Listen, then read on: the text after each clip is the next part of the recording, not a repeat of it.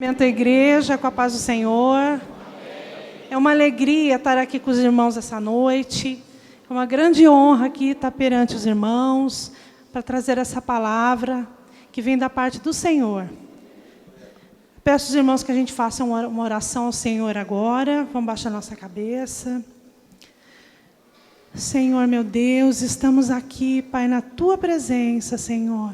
Porque confiamos em Ti, Senhor, confiamos no Teu poder, na Tua palavra, Senhor.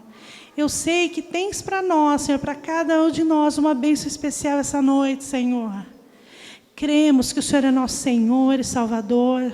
Conhece dentro do nosso coração aquilo que ninguém sabe, Senhor. Mas, Senhor, sonda os corações. Cremos em Ti, Senhor, e pedimos que o Senhor fale conosco essa noite. Que o Senhor cresça, Senhor, nessa igreja. Que o Teu Espírito tome conta de nós, dos nossos corações, Senhor amado. Derrama sobre nós uma unção especial essa noite, Pai. Te agradecemos já pelas bênçãos recebidas e Te adoramos. Em nome de Jesus, amém. Podem assentar, irmãos.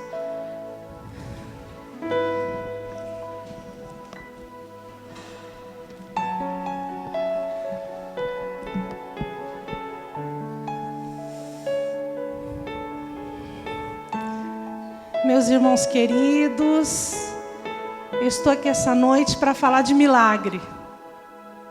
Eu acredito que cada um aqui, cada um de nós, veio atrás do seu milagre.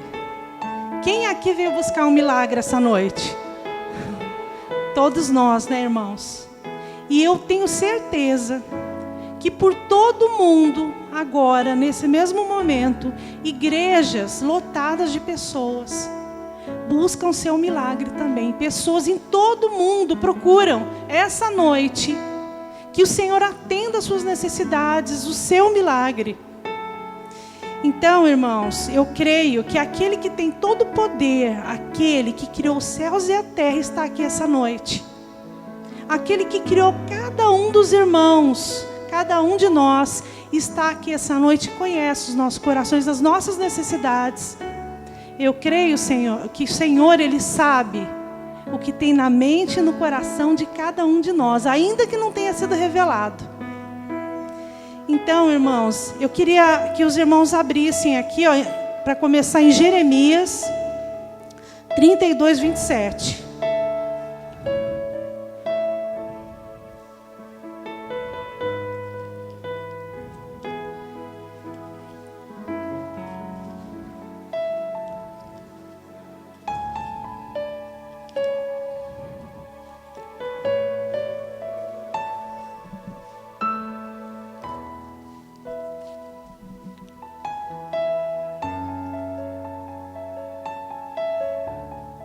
A palavra do Senhor fala: eis que eu sou o Senhor, o Deus de toda a carne. Acaso seria qualquer coisa maravilhosa demais para mim?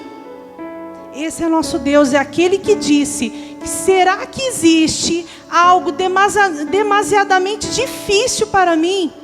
Será que há algo que eu não possa cumprir, que eu não possa fazer? Existe algo difícil para o Criador do universo? De maneira alguma, não existe. É verdade que não existe nada que seja tão difícil, tão destrutivo ou tão sujo para o Senhor, que o Senhor não possa realizar, que o Senhor não possa consertar ou purificar na face da terra. Não existe. Qualquer coisa o Senhor pode. Eu quero lembrar, já que nós estamos num culto de círculo de oração, eu quero lembrar as irmãs de Ana, da nossa irmã Ana, que fala lá na Bíblia, lá em 1 Samuel 1, capítulo 1, do 2 ao 11. Eu vou ler rapidamente aqui para os irmãos. E este tinha duas mulheres, ela era esposa de Eucana. O nome de uma era Ana, e o nome de outra era Penina. E Penina tinha filhos, mas Ana não tinha. Só que no versículo 11 fala: e fez um voto dizendo: Senhor dos exércitos, se benignamente atentares para a aflição das tuas servas, e de mim te lembrares, e da tua serva não te esqueceres, mas a tua serva deres um filho homem, ao Senhor o darei todos os dias da sua vida, e sobre a sua cabeça não passará navalha. Existe algo demasiadamente difícil para o Senhor? A esterilidade é difícil para o Senhor? A doença é difícil para o Senhor? Ana se prostrou e chorava. E o sacerdote chegou até a confundir o que ela estava embriagada, de tanto que essa mulher derramava suas lágrimas. Mas o Senhor sondou o coração de Ana, e no coração dela Ele encontrou pureza. E não há nada difícil para o Senhor.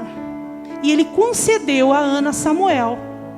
Os irmãos conhecem a história de Samuel, acredito, e sabem quão grandes bênçãos veio através desse filho de Ana. Que Ana cumpriu o voto, ela entregou no templo o filho dela, ainda criança.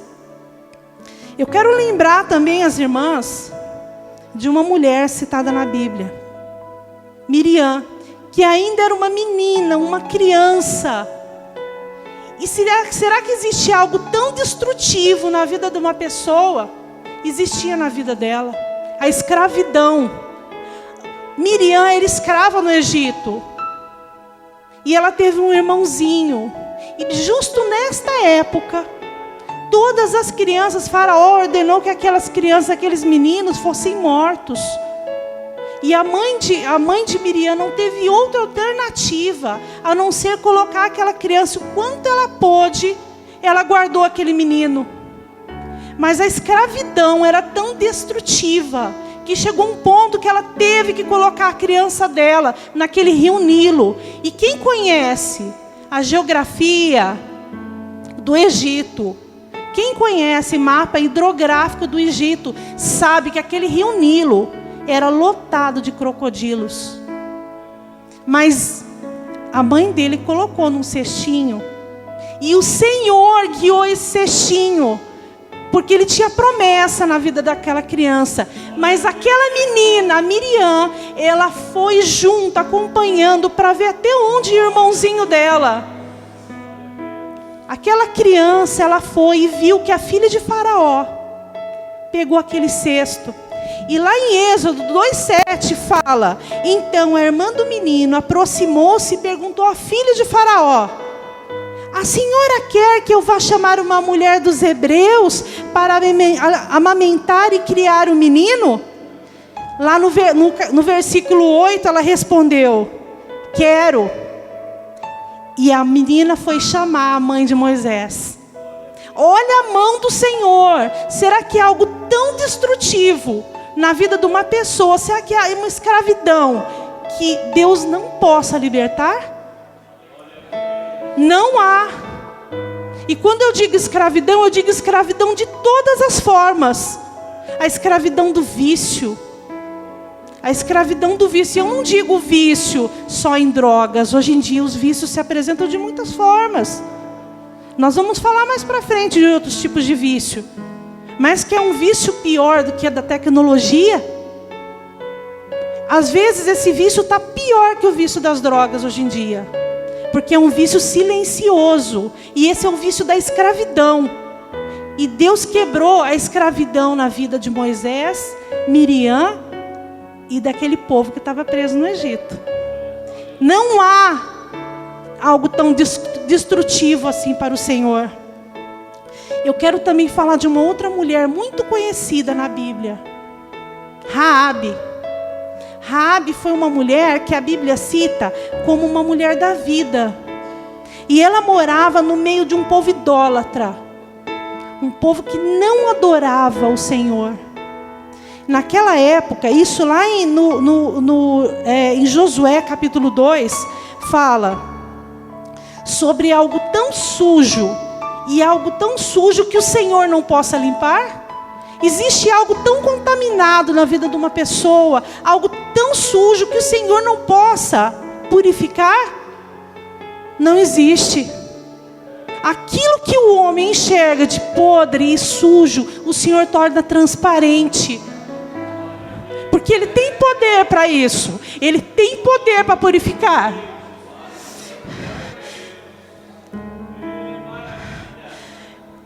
E essa mulher, ela escondeu os espias de Josué, porque ela creu, ela temeu ao Senhor. Ela tremeu e temeu perante o nosso Deus. E ela escondeu os espias e ela correu o risco de ser morta naquela nação. Mas o Senhor a honrou. Se lermos lá na genealogia de Jesus, lá em Mateus 1:5, ela é contada na genealogia de Jesus. Que grande honra recebeu essa mulher, que era tida como uma mulher da vida, e o Senhor restaurou e limpou a vida dela, e dela veio o Messias. O Senhor tem poder para purificar. Não pense que o Senhor não pode purificar aquilo que está contaminado. O Senhor tem poder para purificar. A gente lendo a palavra do Senhor, que é tão maravilhosa, tão profunda, que enriquece tanto a nossa vida. Nós vemos muitos milagres. Já que a gente veio falar de milagre aqui hoje, a gente vê um milagre na vida da rainha Esther. Aquela mulher, aquela moça que foi escolhida dentre tantas outras pelo rei Assuero, era um rei cruel. Ele escolheu aquela moça. E ali a crueldade dele era tão grande que não poderia nem olhar nos olhos dele. Olha como que se achava divino aquele rei. E aquela mulher, quem conhece a história de Esther sabe que tramaram contra a vida dos judeus naquela época. E todos iam ser exterminados e mortos. Mas o Senhor usou aquela mulher, frágil mulher, como cada uma de nós aqui muitas vezes somos vistas, frágeis. E usou aquela mulher na sabedoria dela. E perante o rei Assuero, ela conseguiu a salvação do povo. Porque ela teve fé, creu no Senhor. Outro que eu gostaria de citar, porque esse culto é do círculo de oração, mas nós temos os nossos irmãos aqui, os nossos jovens. Eu quero falar rapidamente de Gideão. Aquele jovem na época de opressão, na época dos juízes. Aquele jovem que estava oprimido no meio do povo que tinha esquecido o seu Deus, no meio da idolatria, no meio do pecado. Mas ele reagiu contra as suas próprias limitações. E quão limitado nós somos, né, irmãos? Quão limitado nós nos sentimos perante algumas situações, perante algum inimigo, perante a dificuldade dessa vida, dificuldade financeira, perante as doenças, perante a nossa fraqueza espiritual muitas vezes. Mas ele lutou e ele conseguiu transpassar as limitações pela mão do Senhor. E através disso, Deus os abençoou, o fez grande. E Ele livrou o povo de Israel da mão dos midianitas. Olha o que o Senhor faz com uma pessoa pequena e limitada. Irmãos, não se sintam assim. Nós temos o Senhor, o Criador do universo. Não se sintam, nós temos o Espírito Santo dentro do nosso coração. Irmãos, eu quero falar também de um tão pequenino jovem, um jovenzinho, falar para os jovens aqui, para os adolescentes, para as crianças, jovenzinho Davi, aquele pastorzinho de ovelhas, aquele mocinho que se diz aquele ruivinho, o menor na casa dele.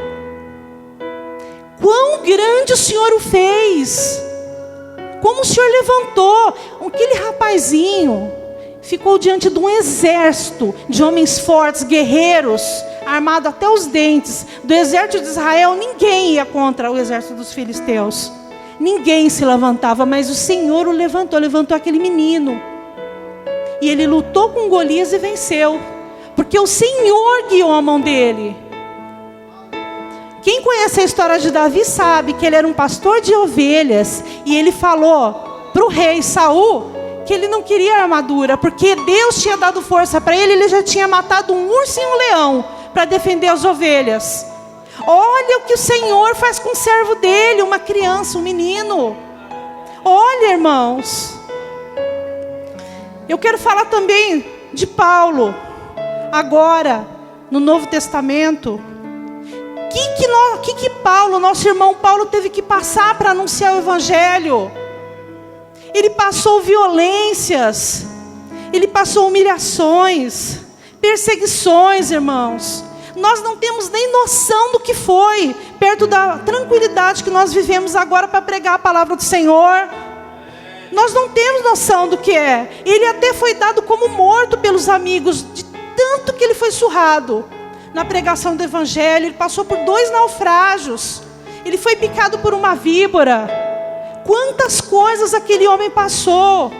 Mas o Senhor o sustentava. E o Senhor o sustentava. Pensa que ele era um guerreiro forte, grande? Não, a Bíblia descreve ele como um homem pequeno e frágil. Um homem pequeno e frágil. Então, irmãos, eu quero que vocês meditem nisso. Então, tantos homens e mulheres presenciaram a potente mão do Senhor, com milagres grandiosos. Grandiosos que nós lemos na palavra de Deus. E muitas vezes fica somente como um conto. Um conto para as igrejas. É contado, oh, que beleza, só que não acontece mais. Acontece, irmãos. O milagre está na nossa vida. Mas vamos continuar, irmãos, aqui. Eu queria que os irmãos analisassem todas essas pessoas, cada um desses irmãos da Bíblia, que passaram tantas coisas, esses homens e mulheres.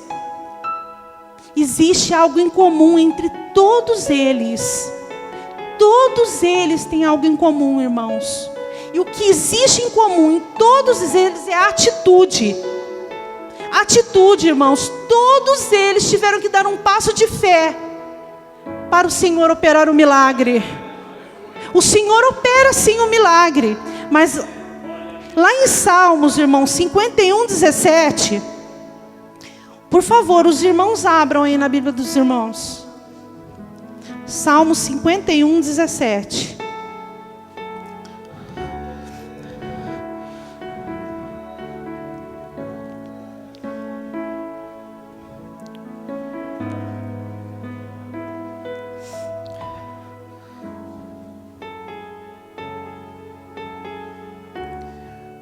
Salmo 51:17 diz: os sacrifícios para Deus são o espírito quebrantado. A um coração quebrantado e contrito não desprezarás, ó Deus. O Senhor não despreza um coração quebrantado e contrito. Isso quer dizer pureza de coração. Um coração que está sincero, que pode estar despedaçado sim, pode estar sofrendo sim, mas é um coração puro perante o Senhor. Pureza de coração, de espírito. O Senhor não resiste a um servo com coração quebrantado. Todas essas pessoas que eu citei aqui na Bíblia derramaram seus corações perante o Senhor. E o Senhor encontrou um coração sincero, um coração puro ali. Existe uma fórmula que é a junção de um coração quebrantado mais uma atitude corajosa do servo de Deus. Isso o Senhor não resiste. Pode ler a Bíblia, de Gênesis ao Apocalipse, vocês vão encontrar pessoas, servos de Deus, que tinham o coração puro, sincero, quebrantado perante o Senhor. E o Senhor não resistia ao pedido deles. O Senhor não resistia à oração deles. Não resistia. Por favor, irmãos, abram aqui em Abacuque 3:17 e 18. Santo é o teu nome, Senhor. Aleluia. Santo é o teu nome, Senhor.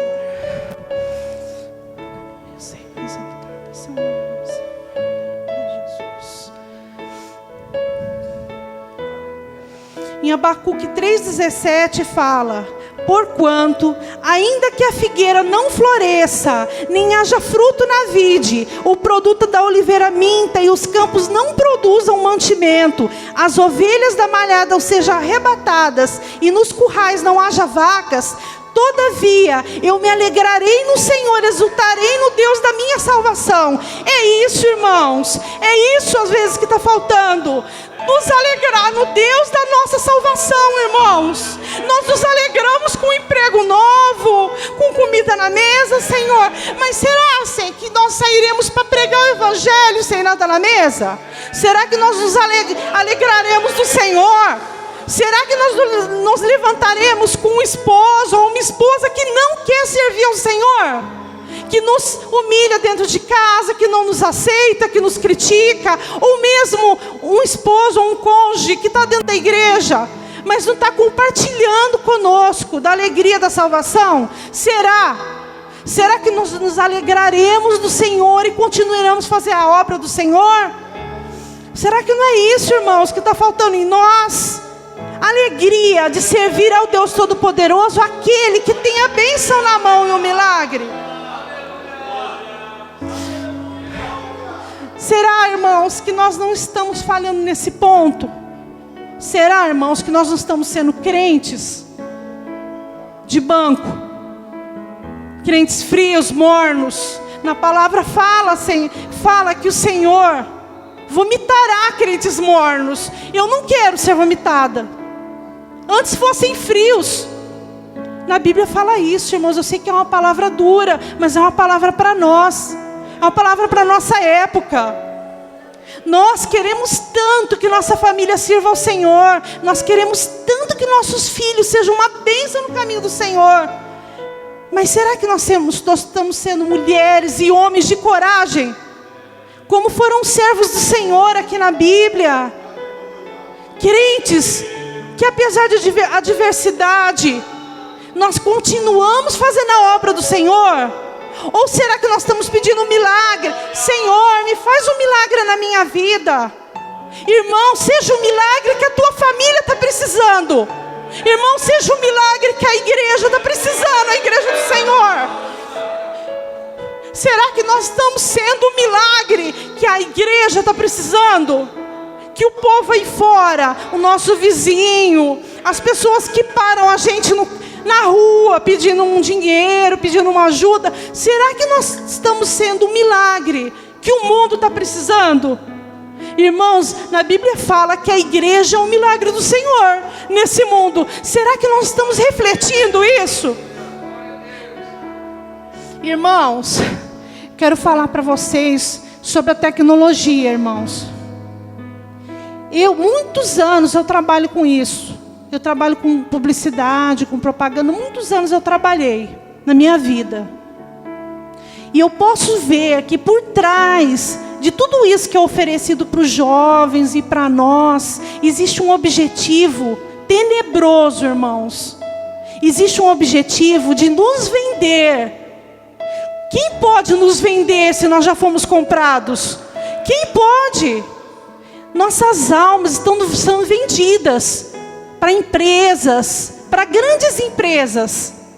Nossos filhos estão sendo vendidos, nossos dados estão sendo vendidos. Toda vez que nós nos cadastramos numa mídia social, em um aplicativo, os irmãos podem prestar atenção, que pedem nossos dados e nós cadastramos vários dados ali para poder usar, não é, irmãos? Isso não é à toa, irmãos. Nós valemos dinheiro, os nossos dados, os nossos filhos, porque eles ficam sabendo nossos rastros na internet, os nossos rastros, irmãos. Nós estamos sendo fiscalizados. E isso, irmãos, por trás dessas grandes empresas que estão querendo nos vender muitas coisas, existem outros objetivos. Existem objetivos macabros, objetivos espirituais. Tem muitas pessoas por trás disso tudo, manipulando para que nós não creiamos no Senhor, não creiamos nos milagres, não creiamos na palavra de Deus. As coisas parecem que não são tão graves assim mais. Sites que nós vemos, vídeos que nós assistimos, que nós recebemos no Facebook, não é tão grave assim ver, mas é só um vídeo. Nossas crianças estão vendo, é só um vídeo, não é, irmãos? Tudo aquilo tem objetivo, e o objetivo é destruir a nossa fé, a nossa união com o Senhor. Nós que somos crentes e às vezes que estamos trabalhando nessa área de tecnologia, área de publicidade, a gente que tem o Espírito Santo, a gente enxerga na hora. A gente vê na hora os objetivos e muitas vezes, como já aconteceu comigo, perdemos o emprego por não fazer. Perdemos o emprego por não participar, por não permitir que nos usem. Eu vou contar rapidamente aqui para os irmãos. Uma vez eu estava desempregada, precisando muito, irmãos. Mas eu rejeitei um emprego que eu ia ganhar muito bem. Mas é porque eu tinha que fazer comunicação para uma festa chamada Querupita. Não sei se os irmãos conhecem aqui. É de uma imagem da Igreja Católica. E aí eu tinha que fazer comunicação sobre aquilo. Eu soube antes, e era um emprego muito bem remunerado, mas o Espírito Santo falou mais alto. Glória a Deus por isso, mas muitos de nós estão perdendo as forças para rejeitar, irmãos. Então eu quero falar para os irmãos, o Senhor pede da gente coragem para resistir, irmãos. Vamos resistir, só tem um jeito, oração, irmãos. Joelho no chão, não tem outro jeito, irmãos. Não tem outro jeito de proteger nossos jovens, nossas crianças, não há outra forma, irmãos. Toda vez que nós ligamos a televisão numa novela, toda vez que nós assistimos alguma coisa ali junto com nossos filhos, que não provém do Senhor, nós estamos dando um exemplo contrário, falando que pode para eles, que é certo, que não faz mal, não vai prejudicar. Irmãos, vamos vigiar. Lá, irmãos, no Salmo 127, no versículo 4, fala, irmãos, quem quiser abrir, eu já vou adiantando por causa do horário, que os nossos jovens são como flechas na aljava do guerreiro. Mas para que servem flechas se não há quem arremesse, irmãos? Não servem para nada flechas que não há quem arremessem. Sabe quem arremessa, irmãos? Somos nós, os pais, as mães.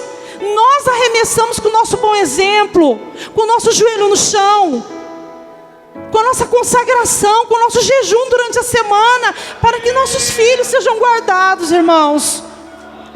Eles são o alvo principal, nossos filhos, nossas crianças, não vamos permitir. Eu vou falar mais uma coisa para os irmãos e para as irmãs. Nós não mudamos ninguém com gritaria, com briga em casa. Nós não mudamos marido, não mudamos filhos. Nós não mudamos. Na Bíblia fala que o Senhor odeia gritaria. O Senhor odeia discórdia dentro de casa. O Senhor detesta pecado dentro de casa. E fora o mau exemplo que nós damos para os nossos vizinhos. Como que nós vamos sair para pregar? Como que nós vamos bater na casa de um irmão com um mau testemunho? Se nós propagamos o mau testemunho, como que nós vamos levar o nome de crente, de servo do Senhor? E também, irmãos, como que nós vamos cobrar dos nossos filhos, dos nossos netos, se nós não dermos bom exemplo? O milagre, irmãos, que eu vim falar essa noite, são vocês, irmãos, sou eu. É esse o milagre, porque o Senhor Jesus já fez lá na cruz. Jesus já derramou o sangue dele lá na cruz por nós. Agora é conosco, irmãos. É conosco. Não vamos ficar esperando, irmãos. Eu preciso de um milagre, Senhor. Senhor, me cura meu filho, Senhor. Senhor, abre as portas para mim e para o meu marido, Senhor. Tu sabes o que eu preciso, Senhor. Mas sabe o que nós precisamos? Primeiramente, levantar, mostrar que nós somos igreja. Não sermos crentes acomodados de banco, irmãos. É isso que eu quero falar para os irmãos essa noite. Nós não vamos mudar ninguém dessa forma. Isso eu quero falar para as irmãs. Coloque isso no coração. Nós vamos mudar com o nosso bom testemunho, com o nosso exemplo, com o joelho no chão, com o jejum, com oração junto com nossos filhos. Falando, filho, levanta, vem para a escola dominical. Filha, levanta. Filho, vamos para o culto à noite. Eu sei que às vezes tem alguns irmãos que tem alguma impossibilidade, mas quem pode, irmãos? Podendo, irmãos, venha. Blinde a sua casa, blinde o seu casamento. É só através do joelho, da oração, irmãos. Não há receita milagrosa, não há livro milagroso. O livro que traz milagre é esse aqui, irmãos. É a palavra do Senhor. Está cheio de receita milagrosa, mas o milagre é aqui que acontece. Deus ordena a bênção, é aqui dentro da igreja, é no meio da união do seu povo. Quanto mais essa igreja for unida, mais essa igreja será abençoada pelo Senhor, mais essa igreja será cheia, mais as pessoas vão ouvir a nossa palavra. Confia no Senhor, irmãos. Ele está chamando cada um de nós, porque logo Ele vem nos buscar, sim, individualmente e também coletivamente. Ele vem nos buscar. Estejamos preparados, estejamos com as mãos cheias, irmãos, para entregar para o Senhor. Quão vergonhoso será se nós não tivermos nada para entregar ao Senhor. Irmãos, vamos mudar o nosso jeito perante o Senhor, perante o Criador, perante aquele que deu o seu Filho. Ele deu o seu Filho, e nós não queremos dar tão pouco para o Senhor, tão pouquinho do nosso tempo, das nossas forças. Não há outra receita, irmãos, a não ser a palavra do Senhor todos os dias. Eu leio a Bíblia uma vez na semana, quando eu lembro. Não, irmãos, todos os dias, leia a Bíblia todos os dias.